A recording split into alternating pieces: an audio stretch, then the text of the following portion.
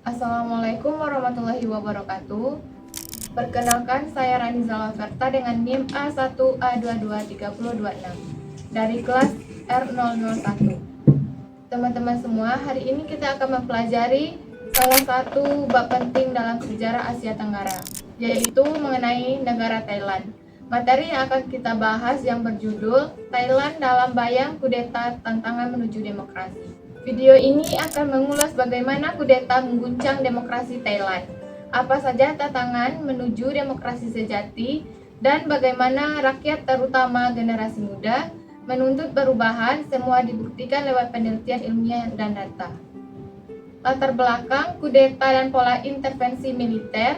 Yang pertama, sejak 1932 ketika monarki absolut diubah menjadi monarki konstitusional, militer dan elit birokrasi di Thailand sudah menunjukkan kecenderungan kuat untuk campur tangan dalam politik.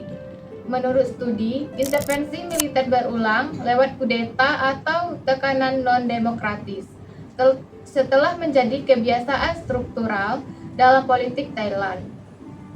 Bahkan, ketika ada konstitusi modern, misalnya Konstitusi 1997, kontrol militer monarki birokrasi membuat penyelenggaraan demokrasi sejati sulit tercapai. Dampak kudeta dan intervensi terhadap demokrasi. Menurut artikel terbaru, setiap kali terjadi kudeta, institusi demokrasi seperti parlemen, pemerintahan sipil, dan mekanisme kontrol sipil melemah. Hak-hak politik, kebebasan berekspresi, serta partisipasi publik pun sangat dibatas. Dampaknya, kepercayaan publik terhadap sistem politik menurun, proses demokrasi mengalami stagnasi, dan ruang politik sipil menyusut. Selain itu, budaya politik di Thailand termasuk ketergantungan kepada figur populis atau memimpin ikonik membuat demokratisasi lebih sulit. Budaya semacam ini mengelabui upaya transisi demokrasi karena masyarakat kadang mendukung pemimpin kuat daripada institusi demokratis. Gerakan pro-demokrasi dan tuntutan rakyat. Krisis politik 2020 memicu gelombang protes besar, terutama didorong generasi muda, mahasiswa, warga sipil, menurut reformasi monarki dan demokrasi sejati.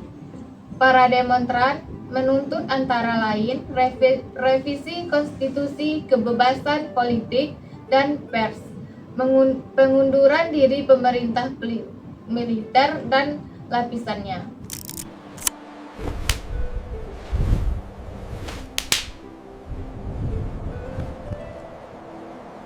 We hereby announce the formal resignation of the military government. We wish the nation peace and prosperity moving forward.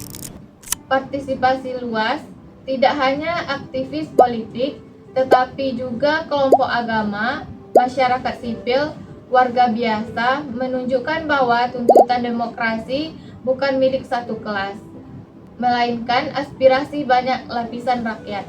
Namun, perjuangan ini menghadapi tekanan berat dari hukum, termasuk aturan sensitif terhadap monarki, apresiasi, pembatasan kebebasan, membuat jalan menuju demokrasi sejati tetap terjadwal. Visual Vote Demokrasi 2020, aksi mahasiswa, biksu ikut aksi, poster tuntutan, simbol protes, misalnya salam 3 jari, potret kebebasan berekspresi. Diisi oleh banyak orang di Thailand sekarang. Apakah yang mereka lakukan sekarang makan malam misalnya di mall lebih dari 5 orang, apakah ini merupakan sebuah pelanggaran? Namun sepertinya tidak, karena seperti dapat Anda lihat aktivitas. Hambatan struktural dan institusional. Studi terbaru menunjukkan bahwa pasca kudeta, struktur militer monarki birokrasi tetap memegang kendali politik, sehingga demokrasi formal tidak serta-merta merubah menjadi demokrasi substantif. konstitusi yang diganti oleh rezim militer, misalnya pasca 2014, sering dibuat sedemikian rupa untuk menjaga demokrasi militer atau elit, mempersulit upaya reformasi kelembagaan demokrasi. Konflik antara kepentingan elit, kekhawatiran militer, kehilangan kekuasaan, serta budaya politik patronase atau populisme membuat reformasi demokrasi jangka panjang terhambat. Peluang dan harapan. Apakah demokrasi mungkin di Thailand? Meski banyak hambatan, gelombang protes 2020-an dan setelahnya menunjukkan bahwa kesadaran politik, terutama di generasi muda, makin tumbuh. Mereka menuntut demokrasi sejati, transparansi, kebebasan berbicara. Ini bisa jadi modal penting bagi perubahan jangka panjang. Beberapa analis menilai bahwa reformasi tidak harus berarti kudeta, melainkan bisa lewat proses hukum, revisi konstitusi, peningkatan partisipasi sipil, dan pelemahan struktur kekuasaan militer atau elit. Namun, agar demokrasi substansi bisa tercapai, dibutuhkan perkembangan institusi yang kuat dan independen, kebebasan pers dan berekspresi, jaminan hak-hak sipil dan politik, serta pendidikan politik bagi rakyat agar tidak tergantung pada figur populis.